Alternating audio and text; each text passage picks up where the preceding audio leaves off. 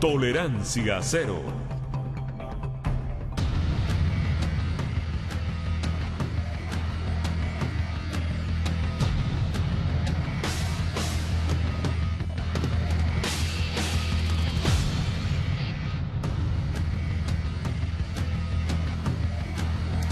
¿Cómo están ustedes? Muy buenas noches, bienvenidos a Tolerancia Cero. Mónica González, muy buenas noches. ¿Cómo te va? Fernando Villegas, muy buenas noches. Buenas noches. Te quedo sentado, Fernandito. ¿Cómo les va? ¿Todo bien? Bien, gracias. Bueno, ¿qué semana? ¿Qué semana vivimos? ¿Qué semana? ¿Qué está cansado, Sí, Fernando? está cansado, Sí. pero tendrá tiempo ya para hablar en una semana y tendremos invitados que son muy atingentes a, por ejemplo, lo que sucedió el jueves. Una semana muy tensa, las entradas de Santiago en Angosturas, pero que obedece, usted sabe, a un tema que viene de atrás y que también tiene repercusiones en la política, porque lo que viene de atrás es en la Araucanía, pero las repercusiones son en la política aquí en Santiago también. Son parte de los temas. Hoy estará Francisco Huenchumilla con nosotros y el senador Quintana, senador por la zona, que es el presidente del PPD. Así que tenemos programa, muchos temas y estos son los titulares. Esta noche en Tolerancia Cero, el rumbo político y la conducción presidencial. Los camioneros llegan a la moneda. Turbulencias económicas y el futuro de las reformas. Invitados de esta noche, el ex intendente de la Araucanía, Francisco Huenchumilla, y el presidente del PPD, el senador Jaime Quintana. Antes de entrar en ese tema, les pido a Fernando y Mónica 15 segundos. Esta tarde, son las 6 de la tarde, recibí un llamado de una persona que yo no conocía, que no conozco personalmente, fue solo telefónico y que no me dejó naturalmente impávido, creo que no lo puedo dejar a nadie. Es Vivi, es la madre de un niño de 13 años que cumple 14 pasado mañana, que es primero en la lista de prioridades por trasplante a un pulmón. Y Vivi se fue el viernes de la consulta al doctor y le dijo que tenía que, de aquí al lunes, tenía que conseguir un pulmón. Está en una condición muy dramática. Vivi perdió a una hija hace 2 años por exactamente lo mismo, una enfermedad rarísima, no me quise ni siquiera aprender el nombre, rarísima, no se había dado nunca en Chile. Y en 2 años esta familia está golpeada por esto, pero Cristóbal está entero, está con mucha fe, y yo le pregunté a Vivi, ¿qué puedo hacer yo? Yo puedo bueno, jugármela, pedirle a mis compañeros un segundo, pero ¿qué puedo hacer yo? Y la explicación que me dio es que es fundamental la sensibilización que tengamos. Nosotros no vamos a traer un pulmón, no vamos a conseguir un pulmón, pero si se llega a producir, todos somos potenciales donantes. Si yo tengo un accidente ahora, a la vuelta, y queda una condición que puedo ser donante, las familias son fundamentales, juegan un rol fundamental, es decir, que la sociedad esté sensibilizada de que la familia tiene que ser también un facilitador si es que hay voluntad de dar un órgano. Por eso es que la sociedad tiene que sensibilizarse, por eso le robé estos 15 segundos, no lo había hecho nunca en 8 años, le prometí que lo iba a hacer, así que Vivi, fuerza a tu familia y ojalá se encuentre el pulmón y se pueda Cristóbal salvar, que sé que tiene mucha fe, un cabro que además que hace una semana estaba en fiesta, esto fue así, muy repentino. Fuerza Cristóbal si nos está viendo también y a toda esa familia. Hecho el paréntesis que creo que valía la pena, Fernando Villegas, el tema de la semana partió con este jueves, más que partió, se coronó o marcó en la posición más fuerte este jueves con esta tensión, una tensión que para algunos absolutamente aumentada o qué sé yo, mal manejada por el gobierno. Muy mal manejada, convirtió, aunque por otro lado no tenía muchas opciones. Seguramente por el otro lado, dejar de inmediato pasar esos camioneros, temieron que eso abriera la puerta a manifestaciones después más grandes. El tema de los camioneros siempre ha sido un trauma para las izquierdas por razones bastante conocidas. Pero eso de todas formas es solo un episodio dentro de una situación crítica general de la política, que estamos viviendo una crisis que se manifiesta como todas las crisis por la falta de claridad respecto al camino que va a seguir el gobierno y de hecho el país. Y en este momento yo veo tres caminos, en el fondo son 2, es un dilema que me recuerda ese poema de Darío que dice: si me dejas puesto el cuchillo que me enterraron, me muero, y si me lo sacas, me matas. Si el gobierno, como quisieran algunos de sus sectores, dice, bueno, apretemos los dientes, sabemos que van a haber problemas, sabemos que la economía se va a deprimir mucho, pero esta es la oportunidad para hacer cambios que son importantes y después ya nos reacomodaremos. Esa es una línea de pensamiento, pero muy difícil que se lleve a la práctica porque eso significaría una aceleración de una serie de factores, de fuerzas centrífugas que están haciéndole ya mucho daño a la nueva mayoría, al gobierno para no hablar de la economía. Así que es un camino posible, pero difícil. El otro camino es más difícil todavía y es que se rindieran a la evidencia que hay cosas que no funcionan y decidieran rehacer la política, ¿cómo se llama?, la reforma educacional, que realmente no hay por dónde agarrarla, no satisface la calidad y tampoco satisface a los alumnos en términos de las platas. Involucrar no satisface a nadie. Y para qué hablar de otras cosas que se anuncian, pero es imposible imaginar que un gobierno va a rendirse, va a rendir sus principios, lo que hizo que llegaran al poder. Así que, ¿cuál camino van a tomar? Está la teoría del gradualismo, Mónica, que se ha planteado como una especie de salvación por algunos. Yo creo que ese camino no existe, nunca existió, una ilusión óptica. El gradualismo supone una muy exacta y precisa visión de lo que el camino que se ha de seguir y por eso es posible graduarlo. Cuando no hay esa claridad, que no la hay, el gradualismo se termina convirtiendo en la práctica en más o menos la situación que tenemos ahora, que es un poco flotar a la deriva, sin timón, sin saber a dónde vamos y con un proceso también un poco más lento, pero igual de que se está acelerando, de desintegración de la nueva mayoría, del apoyo del gobierno en el público en general y una situación económica que se va empeorando día a día, sumado además por las crisis que se están viviendo con el cobre, China, etcétera. De forma que es una de esas situaciones en que pareciera no haber salida, salvo que se produzca, porque el futuro uno no lo conoce, el futuro es un territorio que no tiene cartografía, se produzca un evento quizás externo que nos obligue a alinearnos de alguna manera. Pero en este momento, por lo menos, yo no veo por qué camino el gobierno, la política chilena en la cual estamos todos involucrados, vamos todos en este barco, por cuál camino se va a seguir, por cuál de estas tres pistas. Como estamos todos involucrados, yo creo que el tema, a mí lo que me preocupó esta semana y a partir, sobre todo la jornada del jueves, ¿no?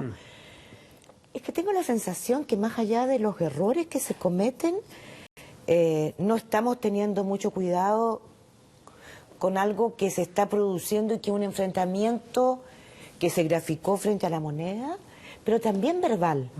O sea, la gente está entrando en una espiral de violencia, verbal. Hay mucha gente desatada. Y siento que hay mucha gente irresponsable. Porque objetivamente, si uno analiza el barrio, Brasil, Argentina, Venezuela, Ecuador, el barrio próximo, y ni hablar de la crisis que está viviendo hoy día Europa. Con este drama de los inmigrantes, hay condiciones que son de verdad muy, muy complejas. Y yo siento que estamos haciendo un abuso de un lenguaje muy violento en Chile que ayuda a resucitar fantasmas. Y creo que no le hace bien ni a la salud mental ni a la salud democrática de este país, porque impide el diálogo, o sea, no se puede dialogar así. A mí me preocupa muchísimo, a ustedes, ¿no? ¿No les preocupa esta violencia? Me preocupa. Estábamos conversando en un segundo antes con Mónica porque da la impresión de que la pradera está seca. Y cuando la pradera está seca sabemos los peligros que implica. Y hay muchos que están jugando... ¿Qué quiere decir con pradera seca, Matías? Combustible. Que hay mucha gente con ganas de encender el fuego y hay gente que está jugando con fuego. La pradera seca me refiero a que sin duda el ambiente está crispado. Cuando el ambiente está crispado hay dos alternativas, o uno cuenta hasta 10 o uno se tira la opinión que no importa que el otro te va a contestar más fuerte y se empieza a encender la pradera, que es distinto. Pero la pradera está seca porque sabemos que el gobierno le está yendo mal en las encuestas, la situación económica está difícil, el gobierno está complicado. Entonces, aquí hay la alternativa de sacar provecho o ser medianamente generoso, y más que generoso, inteligente. No hay que pensar que este es el país del lado, este es el país que si nos faenamos este ambiente de diálogo, aunque sea difícil, nos vamos a faenar nuestra propia convivencia. Entonces, a eso me refiero con que la pradera está seca. Que ojo con jugar con fuego, con frasecitas para el bronce, con descalificaciones, con la rumorología que intencionada, que de alguna parte se inicia, para lado y lado. Y uno lo ve que gente dando esos gustitos y uno va a preguntarle, ¿para dónde va? ¿Quién va a ganar con esto? Lamentablemente, oye, no basta con así en abstracto llamar al diálogo, como hizo la Presidenta, tiene que primar el diálogo. El diálogo supone una condición que no existe en este momento. El diálogo supone que hay un mínimo de territorios comunes, en virtud de los cuales tú puedes negociar alguna cosa. Si las posiciones son demasiado distintas Y en ese sentido la nueva mayoría pecó desde un principio de ponerse en una situación, en una postura maximalista, revolucionaria, como lo he dicho 1000 veces, con una agenda que es revolucionaria porque pretende cambiar 5 o 6 instituciones de gran calibre a todo dar, de forma total, y ni siquiera teniendo mucha claridad acerca de cómo hacerlo, como se ha demostrado lamentablemente en estos meses. Bueno, ¿cómo tú puedes establecer un diálogo? El diálogo no consiste en que se sienten alrededor de una mesa y que uno de los dos lados se rinda y firme la rendición. Se supone que tiene que haber un intercambio. Porque no estamos en un combate bélico ni nada por el estilo. O sea, yo lo único que me acuerdo es que se nos olvida a todos que en enero, cuando partimos de vacaciones, las cosas no estaban así. No, y todo esto se detonó el 6 de febrero, cuando estalla el escándalo de Cabal, sin saber que poco después se iba a cambiar al ministro del Interior y de Hacienda por un acto de corrupción. Entonces, también seamos capaces de mirar las cosas como son. Aquí hay problemas de legitimidad política que abarcan a todo el espectro. Entonces, ahí es donde a mí me preocupa.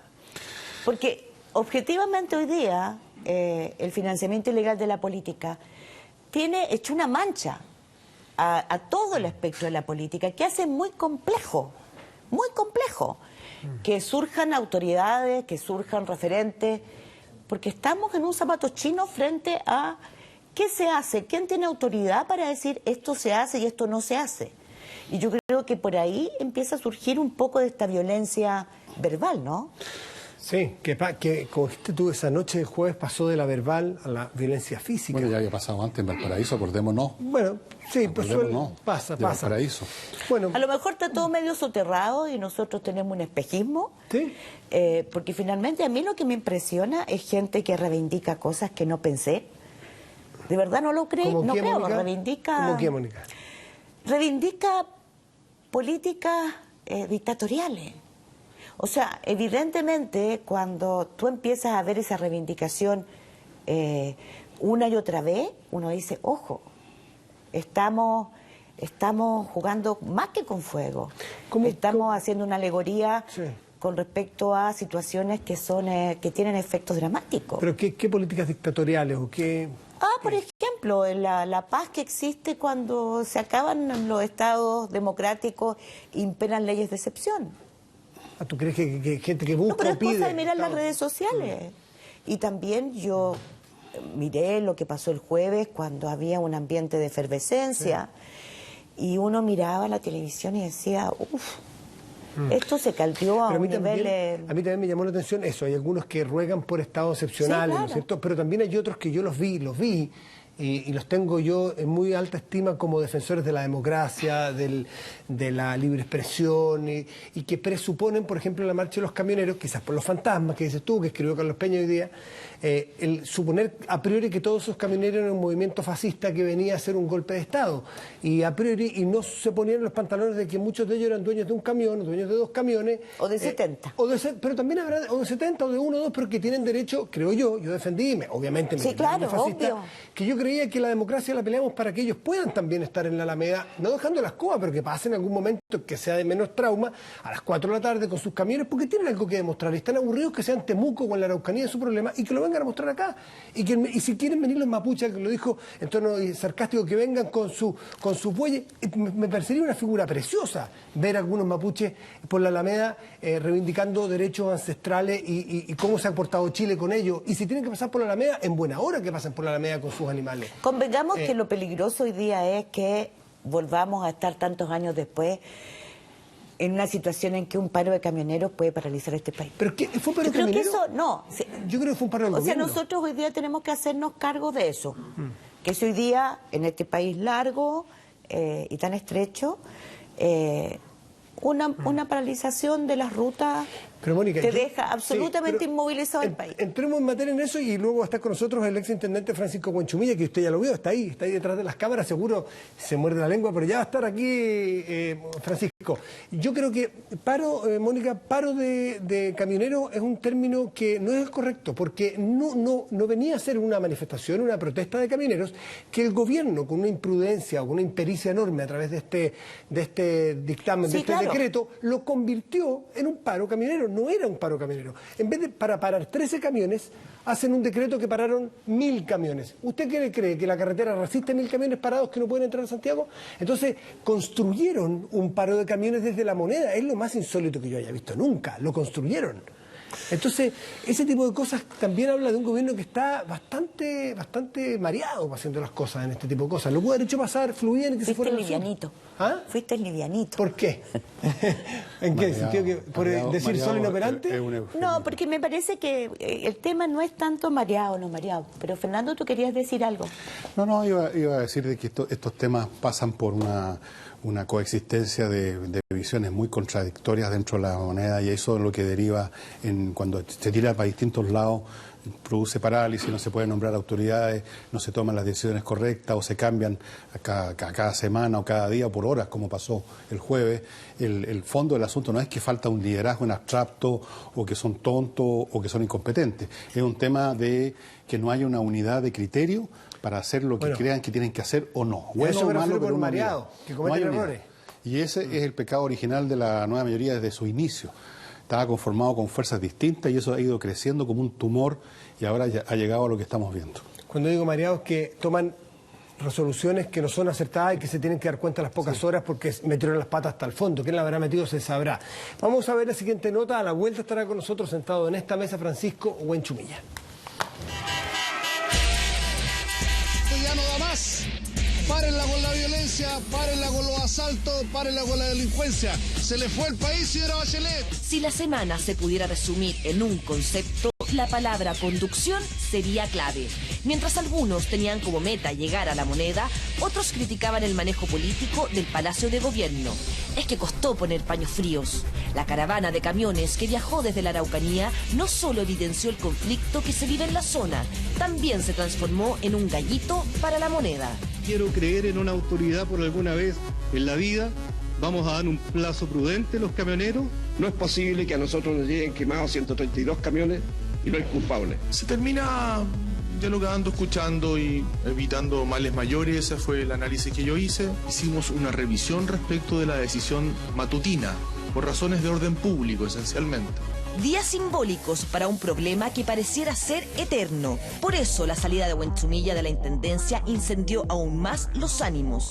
La Moneda determinó que era hora de hacer cambios y fiel a su estilo, el ex mandamás de la Araucanía arremetió con todo. La política del ministro Burgos respecto de los mapuches es la vieja política fracasada de la concertación. Cuando por distintos motivos la Presidenta de la República decide hacer un cambio, uno tiene que aceptar los cambios y no intentar hacer declaraciones de victimización.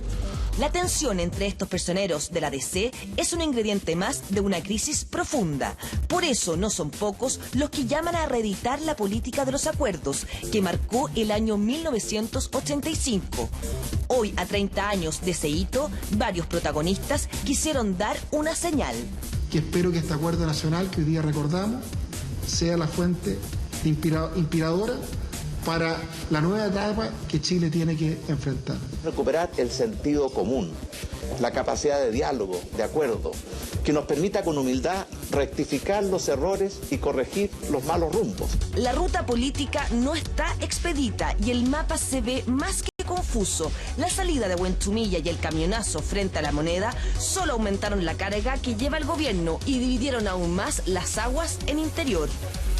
La verdad es que también la razón por la que fracasa la gestión de Francisco Huenchumilla es porque al gobierno no se le miden por sus buenas intenciones, se le miden por sus resultados. Un intendente tiene efectivamente el derecho de presentar una propuesta.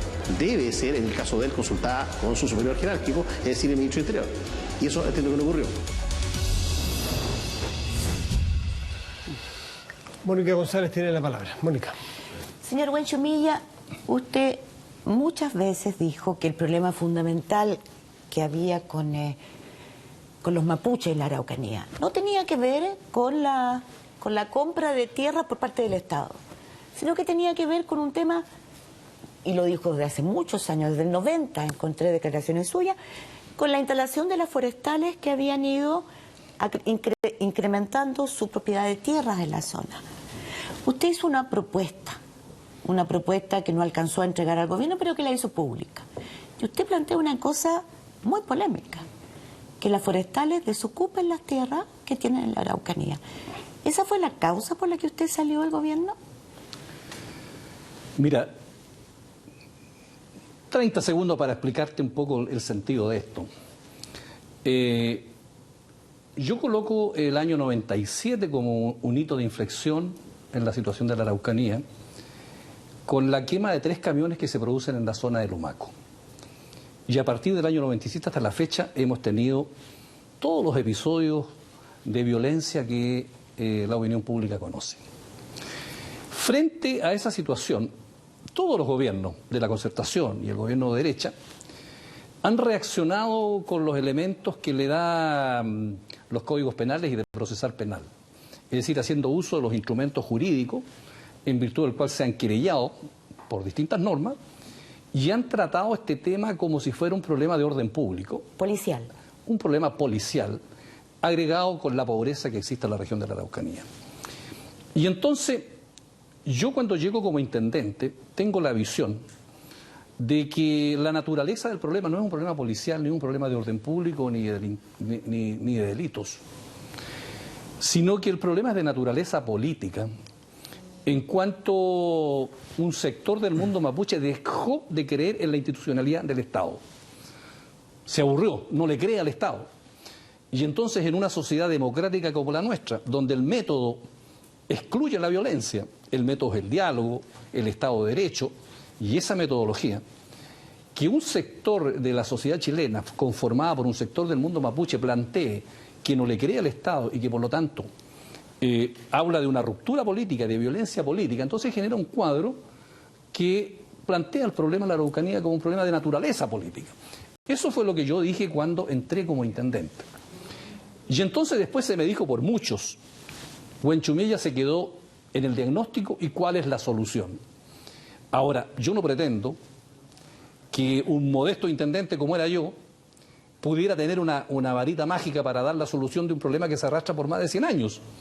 Pero me puse a pensar en el tema, me puse a estudiar, leí muchas cosas, leí la historia, leí muchas propuestas, documentos, y empecé a preparar una proposición al gobierno y se la comuniqué a las autoridades del gobierno que estaba haciendo una proposición, una propuesta. ¿Y le comunicó los puntos que tenía esa propuesta? No, concordamos con el ministro que yo le iba a entregar esa propuesta en 10 o 15 días más, supongamos. ¿Pero él sabía los puntos que parecen los más críticos? Voy a eso. Yo concordamos en que yo la propuesta se la entregaba y él me pidió que se la entregara bajo reserva. Y concordamos que se la entregaba bajo reserva para que el gobierno la estudiara, la viera, la procesara y después de eso se hacía pública. Y justo el día en que el plazo vencía, por así decirlo, el gobierno... ¿Usted la entregó? No, vencía el plazo el martes. Ya. Y justo el día martes el gobierno toma la decisión de pedirme la renuncia. No hay problema con la renuncia, es facultad de la presidenta. Sí, claro. Pero la facultad de la presidenta es un problema jurídico. Pedirle la renuncia a un intendente es un acto político también, no solo jurídico. Y entonces digo yo, ¿por qué? Si convenimos con el ministro que yo le entregaba la propuesta el martes, el gobierno decide pedirle la renuncia al intendente.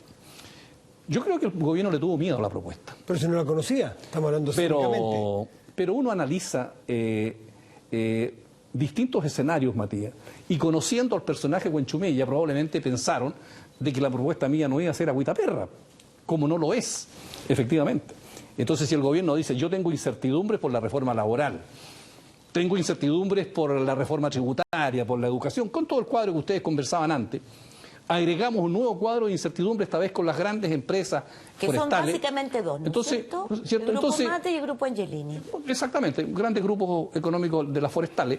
Entonces el gobierno, yo creo que legítimamente pensó de que la propuesta mía le iba a echar más pelos a la leche al clima político que existe acá en la región. El tema para mí es que yo creo que como intendente o como ministro, como lo que sea, yo tengo derecho a opinar. Y tengo derecho a colocarle al gobierno los elementos de juicio que yo creo que debe tomar el Estado para tomar buenas decisiones.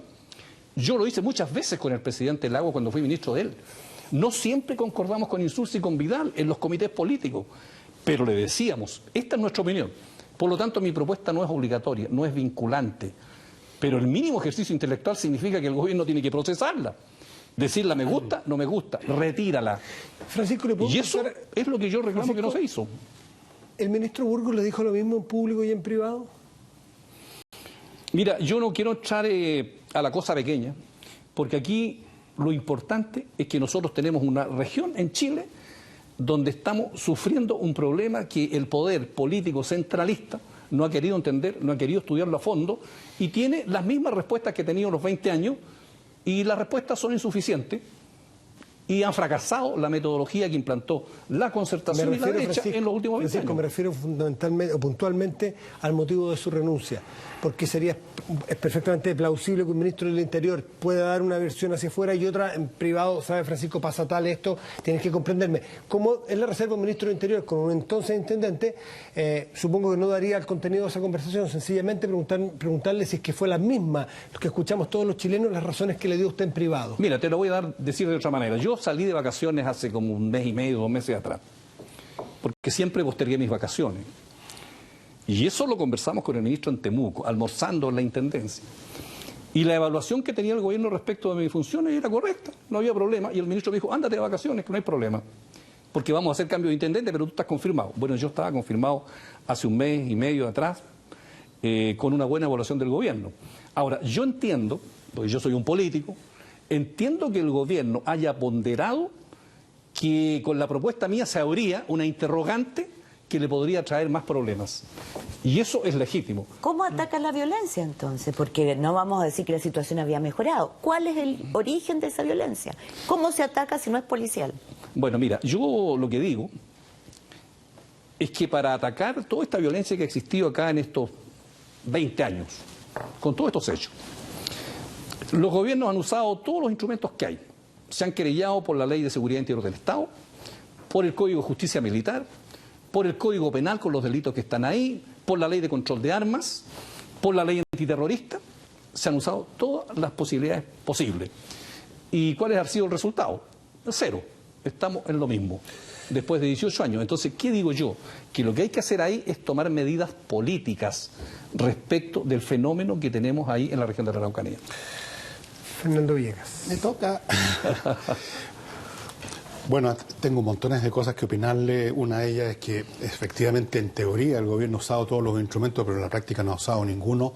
Y la prueba de ello es que prácticamente la cantidad de personas que han sido detenidas y procesadas, incluso por delitos como el atroz asesinato de los Luxinger, es nada, es la nada misma. O sea, ha habido un discurso, vamos a procesar a los responsables, pero no se hace ninguna gestión policial de verdad para que hayan responsables que reciben esa acusación.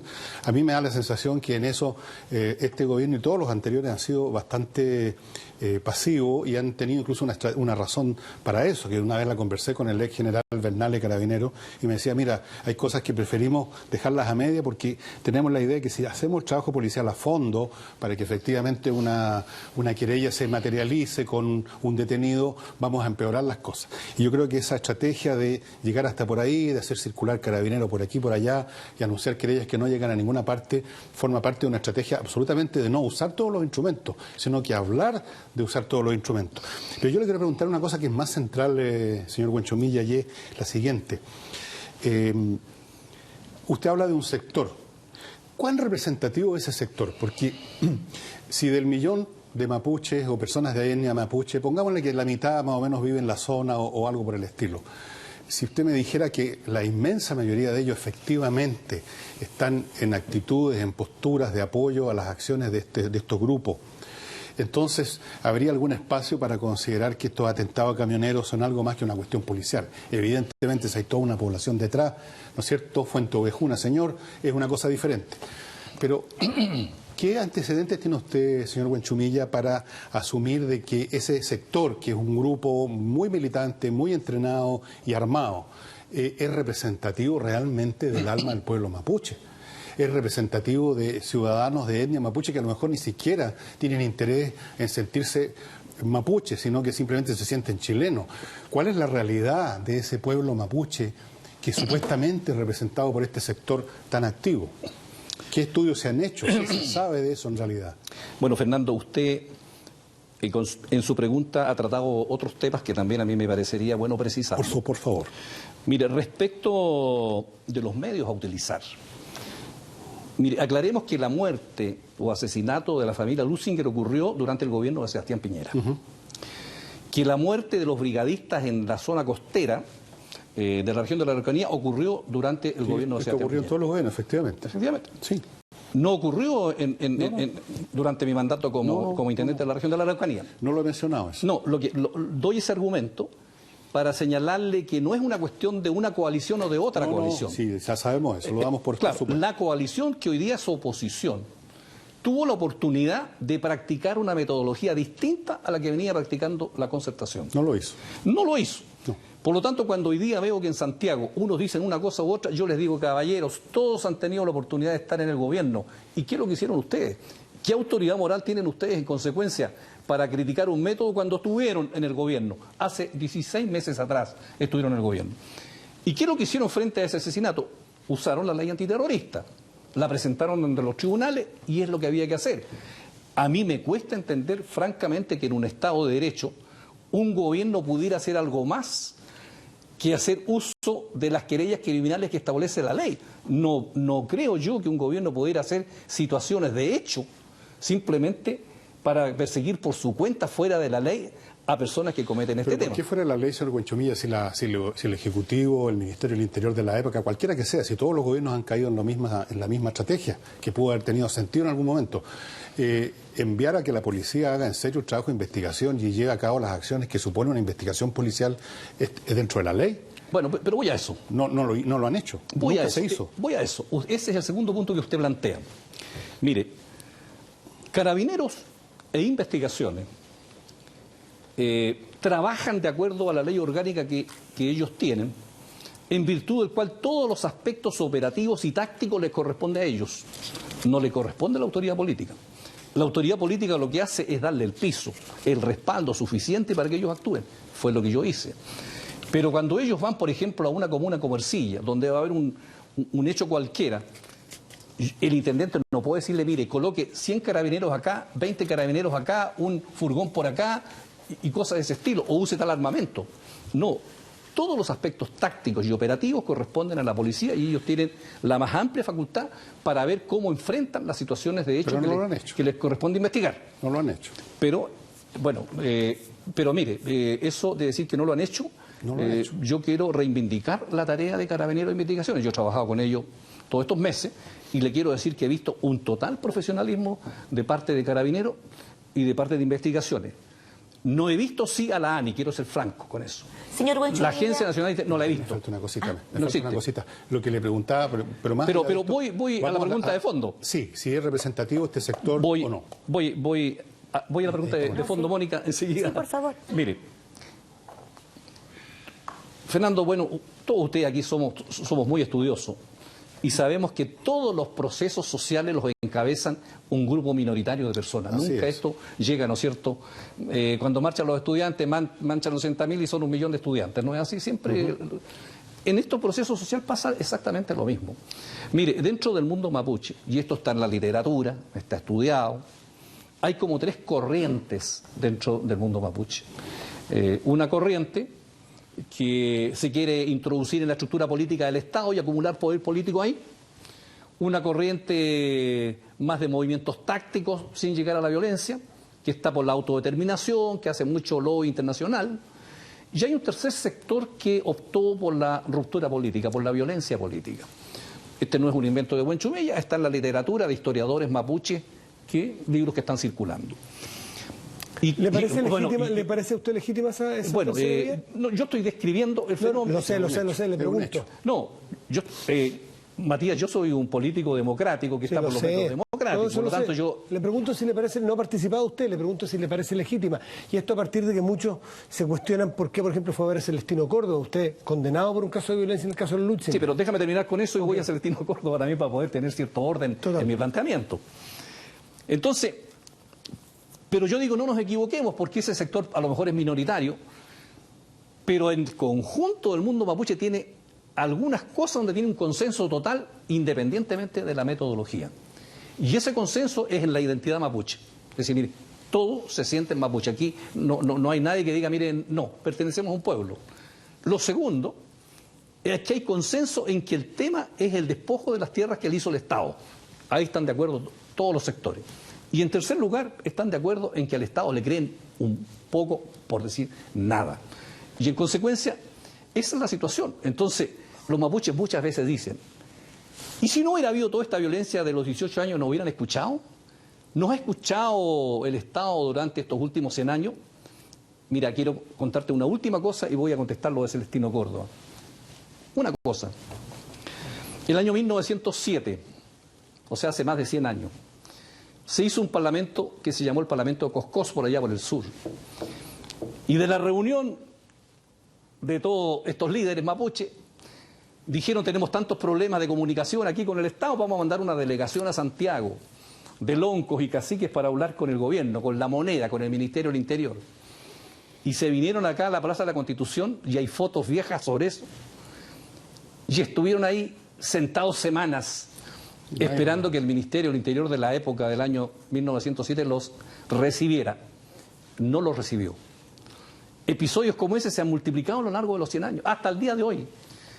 Si el gobierno no quiere tener diálogo, ¿cómo espera que el pueblo mapuche le crea? No le cree. Y por lo tanto, hay esa metodología. Y respecto de Celestino Córdoba... No, de su visita a la cárcel. De la visita a Celestino Córdoba, yo lo visité no como pastor, ni como psicólogo, ni como consolador, ni como párroco de alguna iglesia donde Celestino pudiera haber vivido.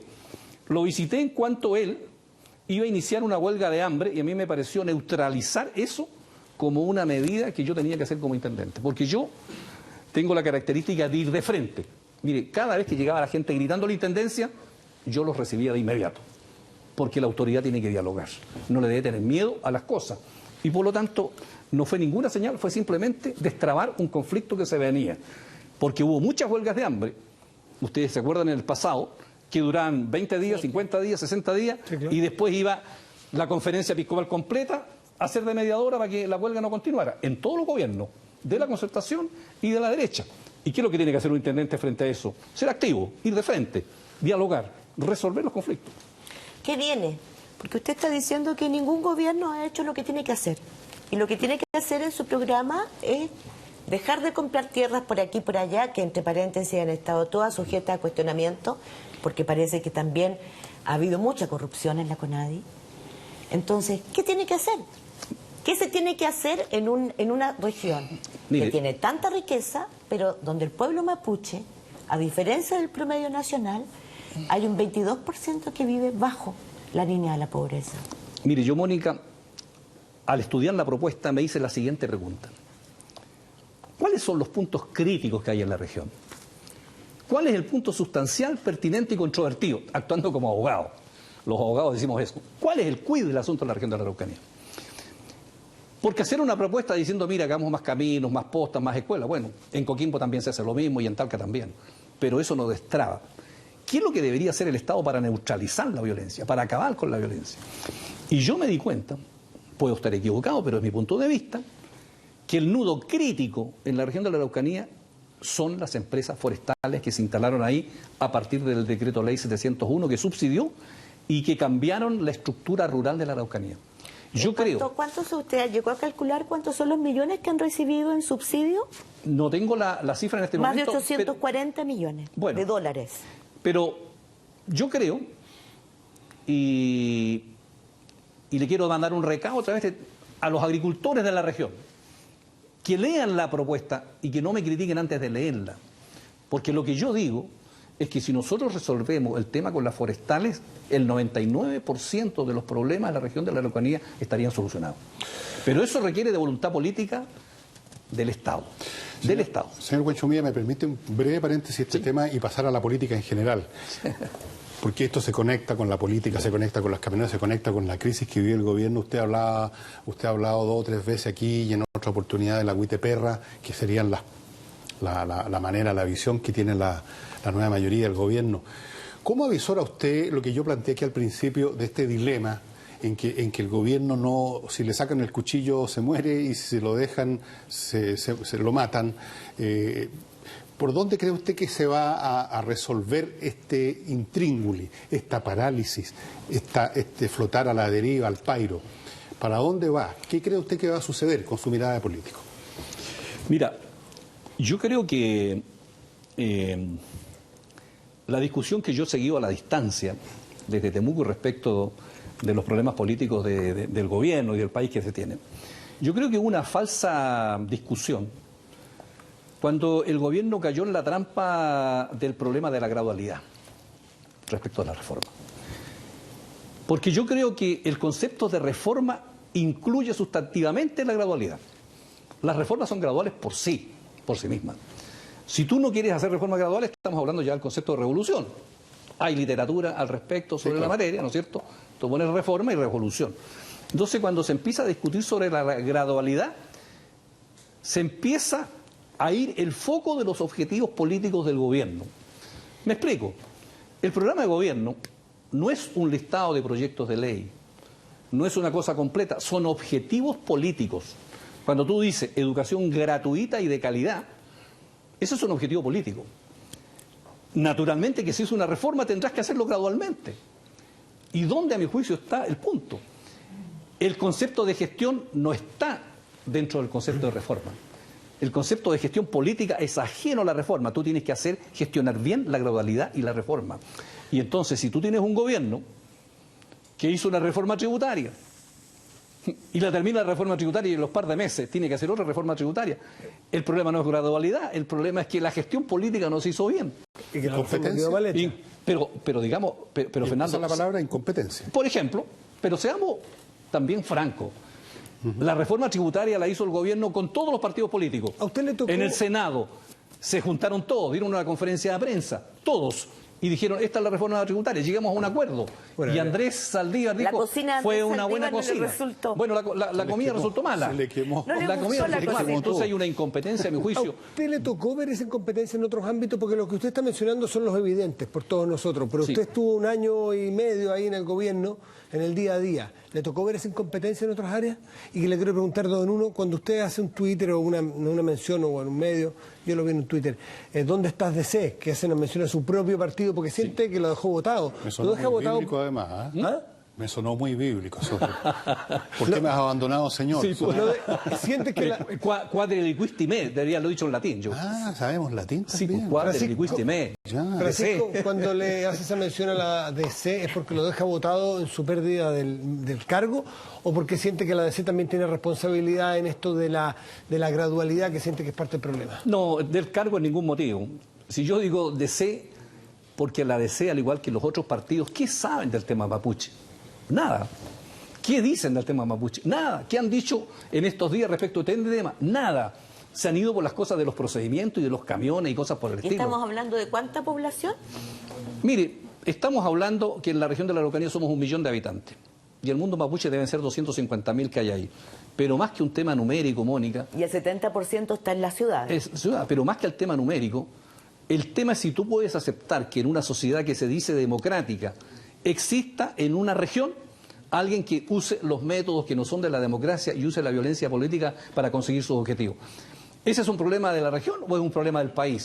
¿Es un problema de Huenchumilla o es un problema de todos los partidos políticos de la coalición? No han estado a la altura. Eso es lo que yo reclamo cuando lo digo la ADC. ¿Conocen este tema? Yo les recomendaría varios libros para que entraran al tema. Entonces los partidos políticos no están a la altura del desafío que tenemos en la región de la Araucanía. Francisco, usted dijo que mientras fue intendente recibía a todos en su oficina, pero no todos dicen lo mismo. Dicen que usted, y más bien muchos parlamentarios, y algunos de su partido, y algunos de los agricultores que se quejan de la violencia, sostienen que usted no los recibía, que usted... con los propios parlamentarios, que es lo que más me llamó la atención, que usted no lo recibía, que no tenía reuniones con ellos, que no dialogaba con ellos, por lo tanto que era más dialogante con un sector que con todos, que actuaba más comprendiendo, entendiendo y dialogando con sectores mapuches que con el resto de la ciudadanía en Temuco. ¿Habrá escuchado esa crítica? Mira, hagamos una distinción de los parlamentarios y el resto, porque yo fui parlamentario también, así que yo sé, conozco el gremio. Lo sé. Mira, los parlamentarios tienen 2 problemas en la Araucanía conmigo y en general. Uno, que a los parlamentarios se les cambió la institucionalidad. Cuando se eligieron los cores democráticamente, los cores son los que la llevan. Antes, el alcalde o las personas que querían un puente hablaban con el diputado. Hoy día hablan con los cores. Los cores distribuyen los recursos de la región. Entonces, cambió la institucionalidad y los parlamentarios no se resignan a que ellos no estén repartiendo ahora las plata. Yo no, ¿por qué voy a entender con los parlamentarios? Me entendía con los cores, que son los que distribuyen. O sea, ¿efectivo que no dialogaba con ellos entonces? O sea, porque... lo que ¿Es que quiero eso decir, lo usaron los parlamentarios ustedes? Sí, voy a eso. Lo que quiero decir es que el rol político de los parlamentarios con la elección democrática de los cores cambió sustancialmente. Y por lo tanto, para un intendente es clave entenderse con los cores. Y por lo tanto, los parlamentarios tienen que dedicarse a legislar, que es su rol. Y lo segundo, que yo me entendía muy bien con los parlamentarios, salvo con algunos. ¿Con quienes no me entendían? Con los cuales me veían a mí como competencia, pues. Si ellos me veían a mí que yo era candidato. Y como yo era candidato, ahora yo los comprendo también, porque yo era intendente, figuraba por todos lados. Pero el problema de ellos es Señor ese. Buenchumilla, usted dice que no vio la ANI en la región. Sí. Pero resulta que eso ya es grave, ¿no? Porque se supone que deberíamos tener inteligencia. Inteligencia para dos cosas. Porque resulta que también hay violencia del otro lado, ¿no? A los mapuches también sufren violencia. O sea, estamos hablando de que hay violencia en que no sabemos de qué orígenes tiene, y por ejemplo también sabemos que hay bandas especializadas y sofisticadas que se dedican al robo de camiones de madera. Sí. Las armas han aumentado un 35% en los últimos 2 años.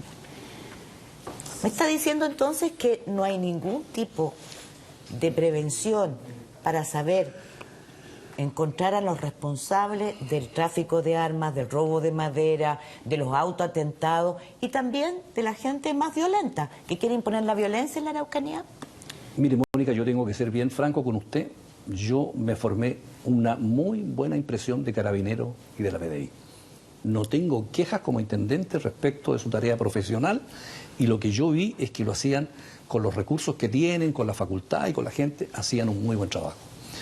Lo que he dicho que a la ANI nunca la vi. Ahora a la ANI a lo mejor hacía su trabajo y no me reportaba a mí, pero yo creo que si soy intendente debería también haberme reportado, y eso fue lo que no vi. Francisco Buenchumilla, exintendente de la región de la Araucanía, le queremos agradecer por haber venido especialmente a nuestro programa a conversar sobre estos temas que son muchísimo más amplios de lo que alcanzamos aquí. Naturalmente tenemos más invitados y seguramente es el senador Jaime Quintana, que es senador de la zona. Un gran senador de la zona, También podremos conversar sobre esto y otros temas políticos. Usted sabe por qué, adivina por qué. Francisco Buenchumilla, gracias por estar aquí nuevamente.